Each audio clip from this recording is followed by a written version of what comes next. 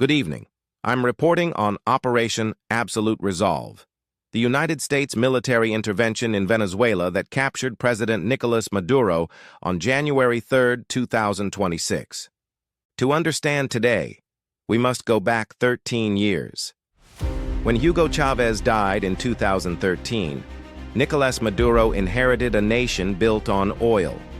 But when global oil prices collapsed from $100 to under $30 per barrel, the economy imploded. By 2018, hyperinflation exceeded 1,000,000%. Over 4 million Venezuelans fled, the largest refugee crisis in the Western Hemisphere. Maduro responded with authoritarian crackdowns and grew closer to Russia, China, and Iran. In January 2019, opposition leader Juan Guaido claimed the presidency. Over 50 nations recognized him.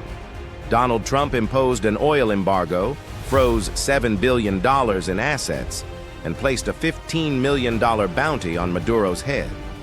But in May 2020, Operation Gideon, a mercenary raid, collapsed spectacularly on Venezuela's beaches. When Biden took office, he briefly eased sanctions.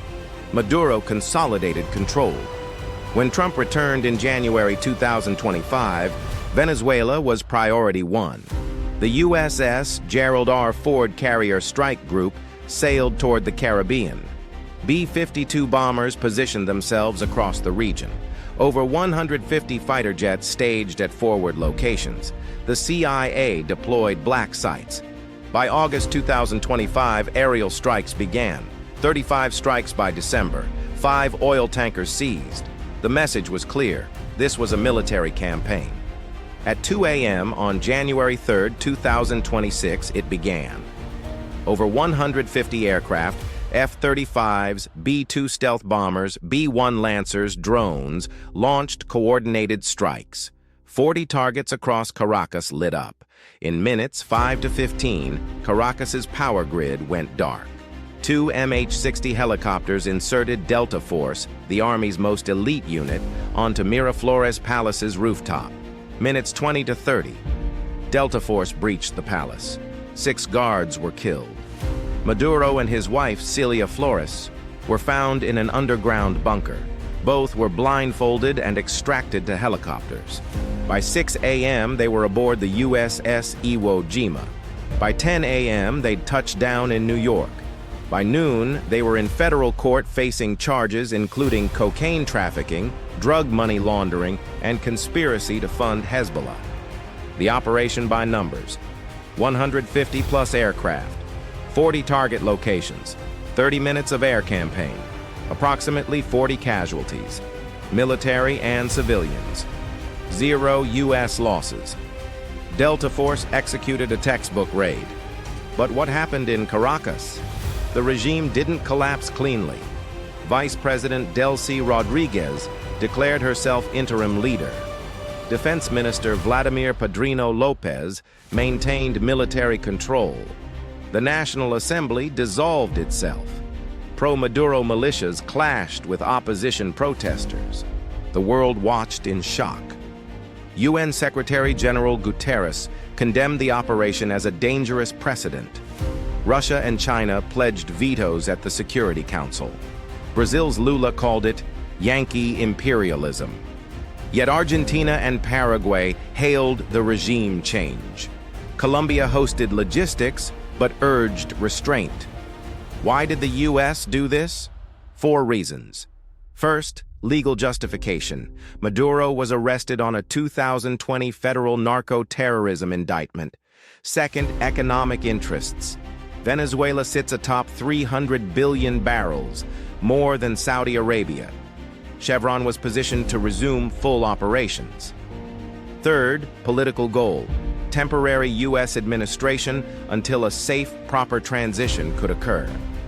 Fourth, operational scope. Limited occupation. Just 100 military advisors, war games predict 6 to 12 months. But victory came with costs.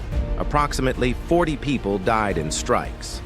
Caracas's power grid collapsed, affecting 3 million residents. 7 million Venezuelans were already malnourished. Oil production ground to a halt. The power vacuum created dangers. The Tren de Aragua gang, FARC guerrillas, armed Chavista holdouts could become violent. What happens next? Experts offer two scenarios. Optimistic case, democratic elections by 2027, U.S. withdraws, oil production resumes, regional neighbors help facilitate governance. 70% probability. Pessimistic case, civil war, military factions entrench, U.S. presence extends years, humanitarian crisis deepens. 40% probability. The hardest phase is political. How do you establish a legitimate government? How do you prevent military reassertion? How do you integrate opposition figures? Those questions will define Venezuela's future. In 30 minutes on January 3rd, 2026, a geopolitical earthquake reshaped Latin America. A narco-dictator was captured through overwhelming military force. 150 aircraft, Delta Force, surgical precision, 0 American losses. But questions echo. Does the U.S. have the right to intervene militarily in sovereign nations? What precedent does this set? Will a transition to democracy succeed, or will Venezuela slide into civil war? Operation Absolute Resolve represents assertive American power projection. It also represents power's limits. Capturing a dictator is only the first step. Building a nation is infinitely harder. Tonight, as Nicolás Maduro sits in federal detention awaiting trial in New York, millions of Venezuelans remain in darkness, literal and figurative, waiting to learn whether their nation will have a second chance. Subscribe to Pathshala for more.